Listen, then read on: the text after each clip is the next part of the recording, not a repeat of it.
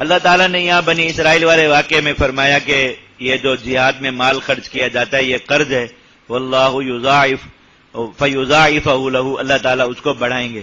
تو اللہ تعالیٰ کتنا بڑھائیں گے؟ انسان کو ہر چیز کا تجسس ہوتا ہے نا کہ اس کو ہر بات تفصیل سے پتہ چلے.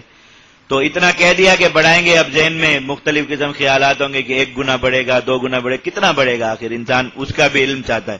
اللہ رب العزت نے اس کی بھی وضاحت فرما دی کہ یہ جو اللہ تعالیٰ بڑھائیں گے یہ بڑھوتری بھی تمہاری عقل اور سمجھ سے باہر ہے، اور دنیا کے کسی کاروبار میں اتنے منافع کا کوئی انسان تصور نہیں کر سکتا، تصور بھی نہیں کر سکتا جتنا اللہ رب العزت نے کم سے کم نفع اس کاروبار میں اور اس تجارت میں رکھا، اور زیادہ سے زیادہ اللہ تعالیٰ نے پھر چھپا لیا. وہ اللہ تعالیٰ کے اپنے علم میں کہ اللہ رب العزت کتنا عطا فرماتے.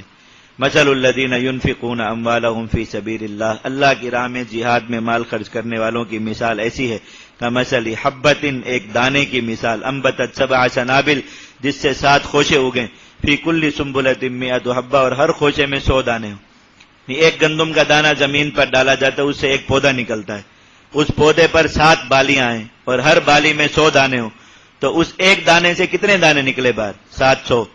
اللہ تعالیٰ نے یہ مثال بیان میں، تم کہ اللہ کی راہ میں ایک جو چیز خرچ کرتے ہو وہ کم سے کم کتنی بڑھتی ہے؟ 700 گنا. واللہ یضاعف لمن یشاء، اور اس پر بس نہیں، اللہ رب العزت جس کے لیے چاہتے ہیں اس سے بھی بڑھا دیتے ہیں، اس کے اخلاص کو دیکھتے ہوئے اور اس وقت کو دیکھتے ہوئے جس وقت میں اس نے خرچ کیا کہ یہ مشکل کا وقت تھا یا آسانی کا وقت. یہ میں نے آپ کو بتایا تھا ابتدا میں ہی کہ اللہ تعالیٰ نے یہ جو فتح مکہ سے پہلے اور فتح مکہ کے بعد والوں کا جو فرق فرما دیا، یہ اس وقت کی شدت اور سختی کی وجہ سے، کہ جنہوں نے فتح مکہ سے پہلے خرچ کیا کیونکہ وہ شدت اور سختی کا وقت تھا، تو ان کے جو اجر ہیں بعد والے اس اجر کو نہیں پہنچ سکتے، اگر کہ بعد والوں کا اجر ان کے حساب سے پھر بہت زیادہ ہے، لیکن وہ پہلے والوں کے اجر کو نہیں پہنچ سکتے. تو اللہ تعالیٰ اس طرح جس کے لیے چاہتے ہیں 700 گنا سے بھی زیادہ بڑھا دیتے ہیں. ابو داؤد شریف میں روایت ہے کہ حضرت سیدنا جابر ابن عبداللہ رضی اللہ تعالیٰ نے نبی کریم صلی اللہ علیہ وسلم سے پوچھا کہ اس سے زیادہ اجر کتنا ہوتا ہے. نبی کریم صلی اللہ علیہ وسلم نے فرمایا کہ ایک آدمی نے جہاد میں اپنا مال خرچ کیا، خود جہاد پر نہیں گیا، تو اس کے لیے کم سے کم جو اضافہ ہے وہ 700 گنا ہے.